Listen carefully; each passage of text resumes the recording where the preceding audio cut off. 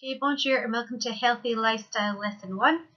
And this week we're going to be talking about things that we do or things that we don't do in order to keep ourselves fit and healthy.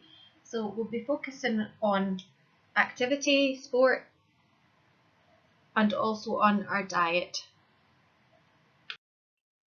So for task 1, we've got a bit of revision on the language that we were looking at last time, talking about things that are wrong with people when they aren't feeling well. You've got 3 excuse notes here, so 3 parents writing to say why their children can't come to school, and you have got to read them through and answer the questions. For task 8, it's simple who, so it's going to be the answer each time. So what's the pupil's name, what's the daughter or son's name, and then for B, it would be good if you did that in your vocab jotter because it's finding the French for. So all of these phrases you will find within the letters. So for task 2, you would need a double page of your vocab jotter. On one page, put c'est bon pour la santé as a heading, it's good for your health, and on the other, put c'est mauvais pour la santé, it's bad for your health. And on the slides that follow, you're going to see some phrases that are to do with activities or things to eat, and you're going to categorise them under the column that you feel is most appropriate. So, first one, faire du sport. Should that go under bon pour la santé or mauvais pour la santé? Faire du sport, to do sport. Fumer, to smoke. Bon pour la santé or mauvais pour la santé? Manger des fruits et légumes, to eat fruit and veg. Boire de l'alcool. Boire de l'eau, to drink water. Dormir 8 heures par nuit, to sleep 8 hours per night. Manger des bonbons, to eat sweets. Regarder la télé, to watch TV. Manger du poisson et de la viande, so to eat fish and meat. Manger des frites et des steaks hachés, to eat chips and burgers. Jouer à l'ordinateur, to play on the computer. Faire de la natation, to go swimming. For task 3, you've got 8 sentences which describe habits that could be described as either healthy or unhealthy. I want you to translate them into English, and at the side of them put a smiley face beside the ones that you think are good and a sad face beside the ones that you think are not such good habits. So task 4 is all about reading comprehension. You've got 4 people here telling you about what activities they do and how often that they do them. There's a little vocab box here to help you. I want you to make a table with the headings name, activity, and when. So the name, you're going to need space for Michael, Louise, Benedict, and Alain. And for most of them, they mention more than one activity that they do. So if you look at Michael here, he mentions yoga and also swimming. Okay, so you want to have space for more than one activity. And then in the when, you want to look at when they do those things.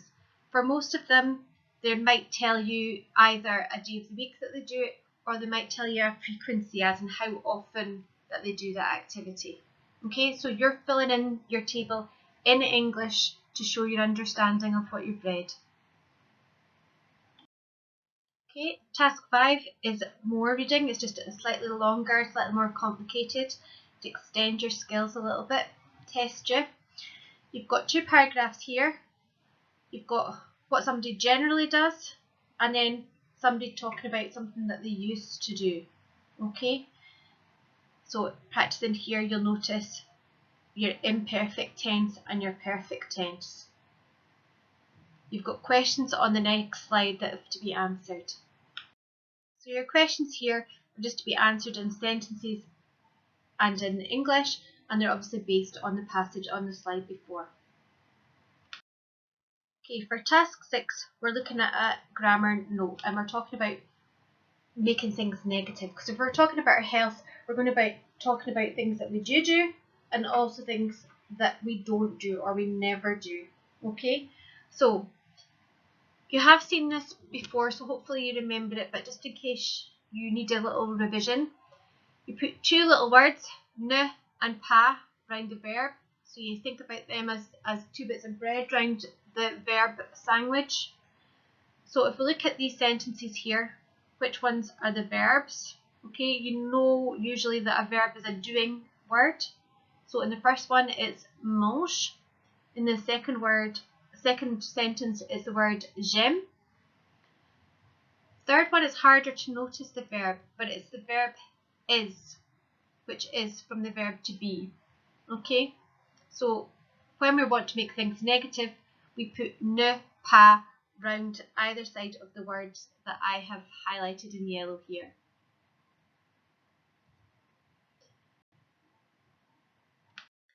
So still thinking about this because we're going to be using these verbs to make sentences that are negative later on. You've got here a list of infinitives. So those are the forms that we look up in the dictionary, the bit that means to do something. So you've got manger, fumer, jouer, regarder, dormir, faire, boire. I'm hoping that you know what a lot of these mean already. So hopefully this is just a quick revision. So if you note them down, if you want to use them in the je form to talk about what you do, so it's je mange, je fume, je joue, je regarde, je dors, that's an irregular one, je fais, also irregular, and je bois, so they do something slightly different from the pattern. But can you make sure that you know what all of these mean in English? Okay, so here we want to take our grammar note on negatives a little bit further. We know already that ne pas is the structure we use to say not. We might want to say some other negative things. So ne pas means not. Je ne mange pas de bonbons. I do not eat sweets.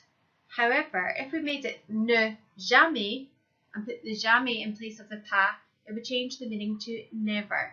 Je ne bois jamais d'alcool. I never drink alcohol. If it's ne plus, it's not anymore, no longer, if you've given up something. So for example, you could say je ne fume plus. I do not smoke anymore. Okay? And then ne rien is nothing. Okay? Je ne fais rien. I do nothing. Je ne mange rien. I don't eat anything. And so on.